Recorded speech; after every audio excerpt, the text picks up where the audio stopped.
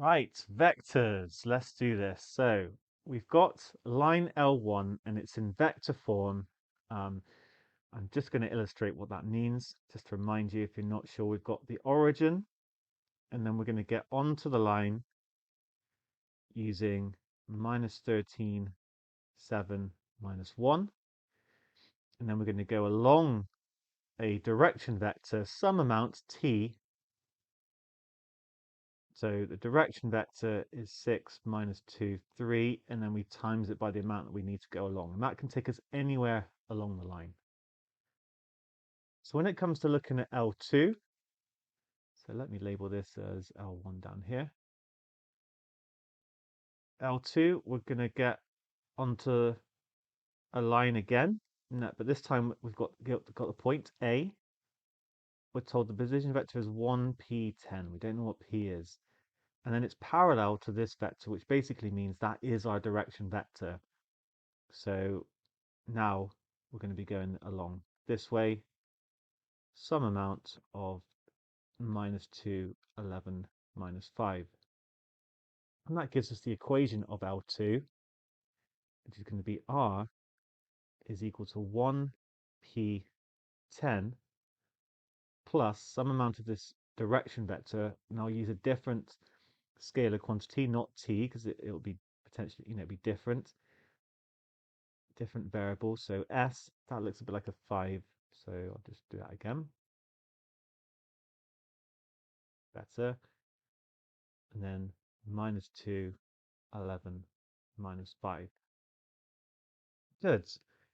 Then says that L1 and L2 intersect at the point B, and I've actually indicated that point of intersection here. Here it is, point B, and we're asked to find the value of P. Now, both of these are along the lines, and so we can use the equation to write down the position vector B in terms of them, and we can then set the components equal to one another, and that will allow us to do it. So I'm going to jump straight to that part. We're going to get that so L1 and L2 intersect at B. Here, we're going to get -13 plus 6t equals 1 minus 2s. 7 minus 2t. This is just coming from from here. 7 minus 2t is going to equal p plus 11s. And then the z component, -1 plus 3t, will equal 10 minus 5s. Brilliant. We need to use two of these equations to find s and t, and it's going to be these two, because this second equation has st and p in it. We want to be able to work out what p is ultimately. We're told that they definitely intersect, so we just need to solve these two simultaneous equations. I'm going to write them out again. So -13 plus 6t is equal to 1 minus 2s. And then I'm going to double the third one, because that will give me a 6t here. And I'll get 20 minus 10s. Then I'll subtract them. So -11, these will cancel, will equal -19 plus 8s. Therefore, 8s is equal to 8, s is equal to 1. Sub back in.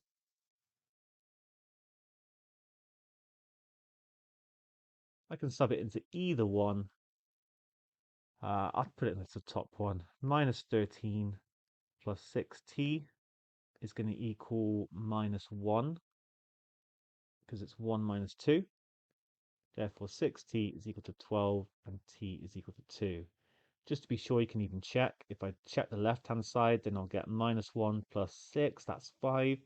And over here, I'll get 10 minus 5, that's also 5. So I can be pretty confident with this at this point. All that's left is to find p. So I can substitute in here. So it's going to be 7 minus 4 is equal to p plus 11. That means 3 is equal to p plus 11. And therefore p is going to equal minus 8. Okay, I did that a bit slowly because actually when I did this question myself, I did everything fine. And then for some reason I rushed this bit and got p as minus 14. I just misread it. I just rushed it here. And somehow I read this as minus 3. And it's going to be quite crucial to get this correct for the later parts of the question. So we've worked out p. We're also asked to work out the position vector of b. So I can do that here.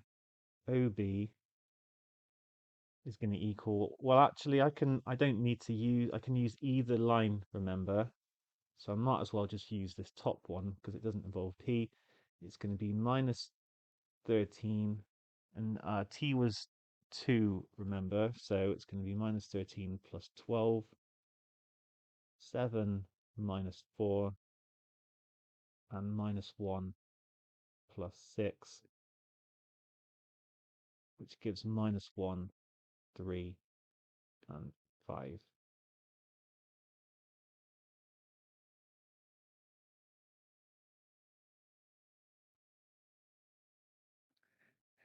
Moving on, we're told that the point C lies on L1 and the angle ACB is 90 degrees, and we're asked to find the position vector of C. Well, let's restart kind of thing, get some sketches down.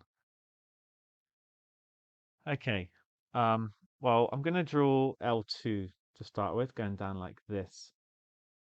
And remember, we had a point A on here. Let's say the origin is here.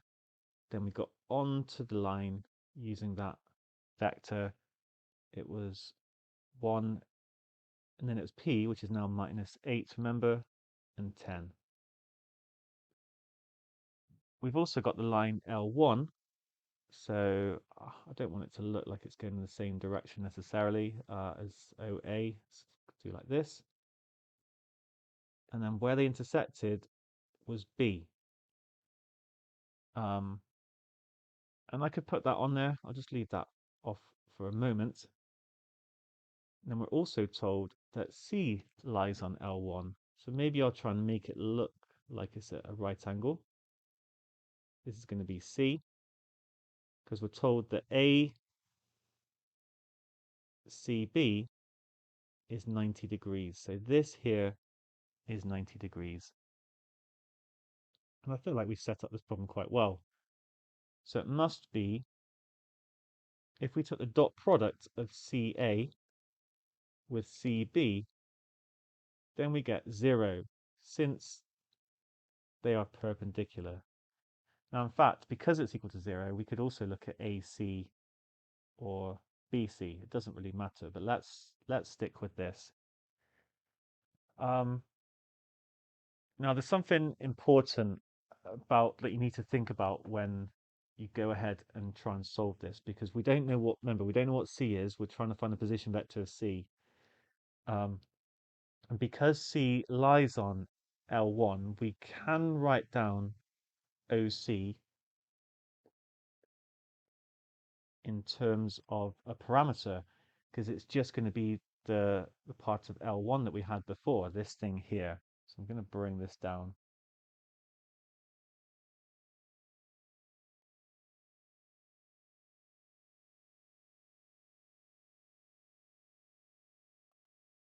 So OC is going to be minus 13 plus 6t, 7 minus 2t, minus 1 plus 3t. While I'm at it, we've also got OB, which we finished calculating a minute ago. Oh yeah, it was right at the top, wasn't it? It was minus 1, 3, and 5.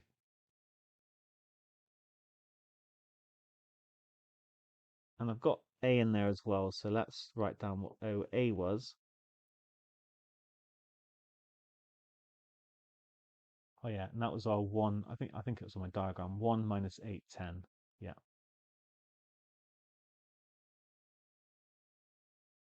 So I've got these three vectors. Using this, I can write down what CA would be. And it would be A minus C. So if I'm at C and I'm trying to get to A, then I can go back towards the origin, which is minus little c. That's what I mean by little c. It's minus OC. And then I could go along A. So you always do that. You always take the second one and subtract the first one, but I just try to explain why. And then I can actually work this out. It's going to be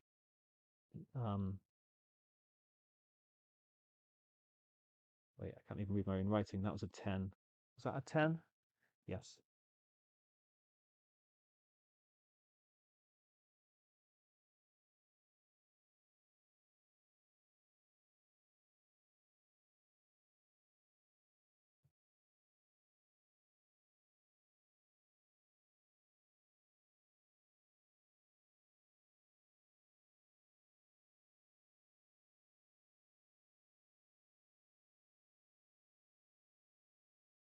We've managed to find CA in terms of a parameter t.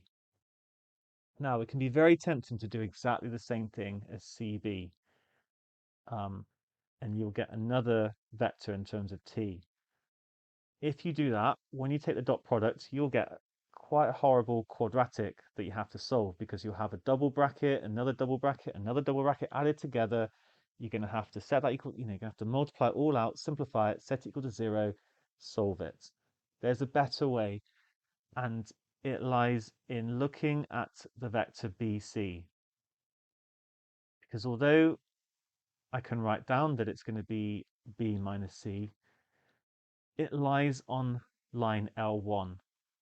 So actually, I can do something a little bit better for finding CB. And it's just the direction vector of L1, which is 6 minus 2, 3. I think this is pretty subtle and easily missed, but it's what you need to do to make your life as easy as possible in this question. Now that would just take you some of the way, so of course you have to multiply it by some sort of parameter, lambda. And I'm going to use a different one. Okay, I could call it s or whatever. I'm going to call it lambda. What I'm trying to say, therefore, is that CB is simply lambda times 6 minus 2, 3, since it goes along the direction vector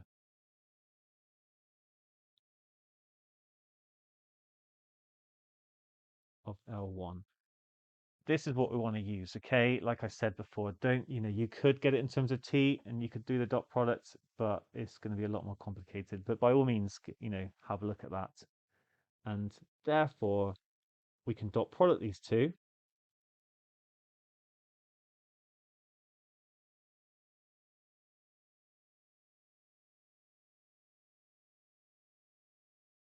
Now, when I dot product it, the lambda doesn't come into it because it's equal to 0.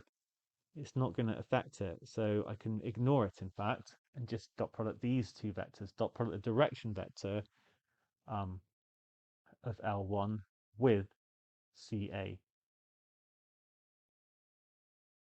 And we can multiply this out. We're going to get 84 minus 36t plus 30 minus 4t plus 33 minus 90, and that is going to equal 0. Combine these together, so we're going to get minus 49t. I get 63 plus 84, so 80 plus 60 is 140. 3 plus 3 is 7, so it's going to be plus 147 is equal to 0. You can kind of expect it to give you a nice answer. And 3 lots of 49 give you 147, so t is equal to 3. And that's what we wanted, because remember, we wanted OC, and now we've got the value of t that gives it.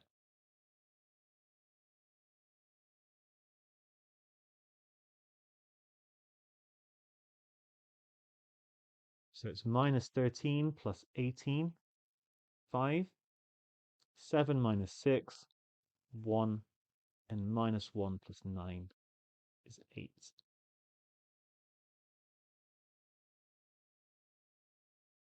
Okay, well done so far. This takes us to the last part. We've got another point that lies on L1 that creates an isosceles triangle, and we're asked about the area. Now I drew a pretty good diagram here, so I'm gonna use it.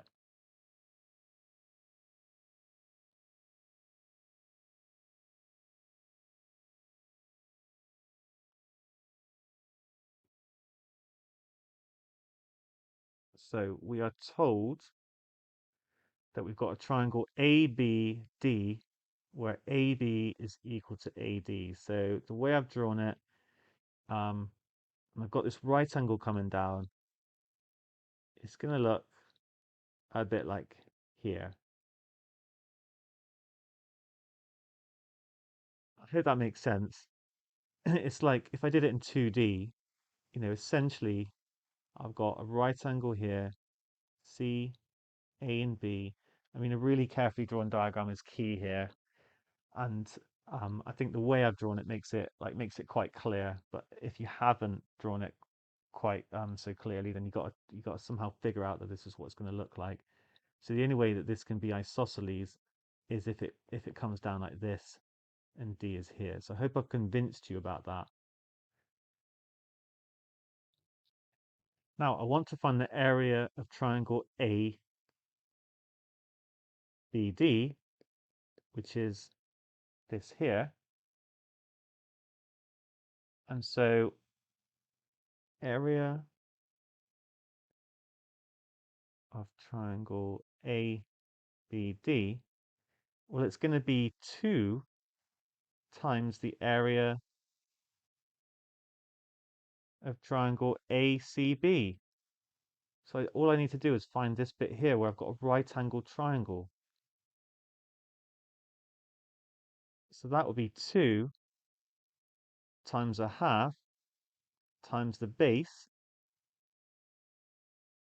times the height. And therefore, it is simply the magnitude of the vector CB multiplied by the magnitude of the vector AC. Now, we can figure these out because remember we've got this,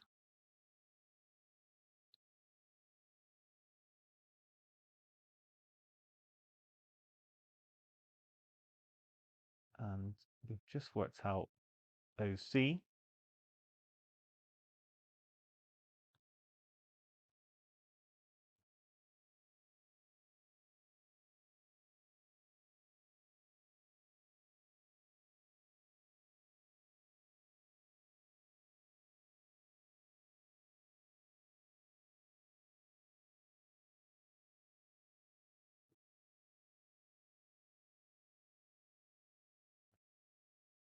And we've got OB as well.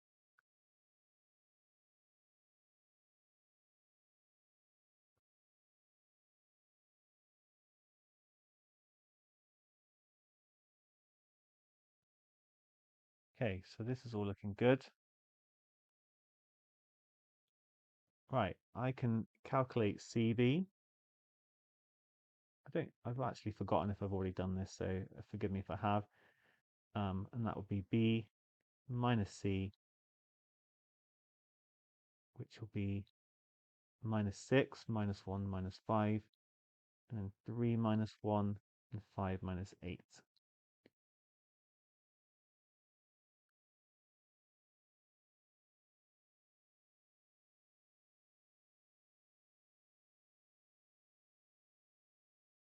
Here I'm going to get 4, 9, minus 2.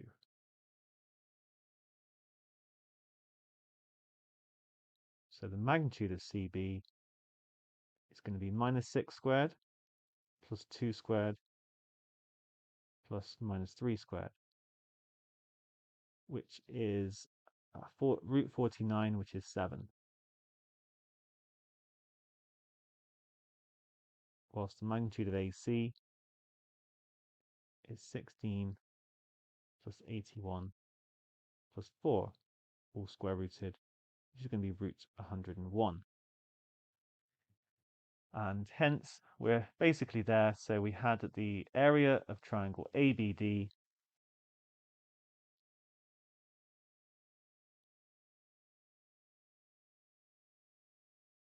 was these two things multiplied, so it's 7 times root 101.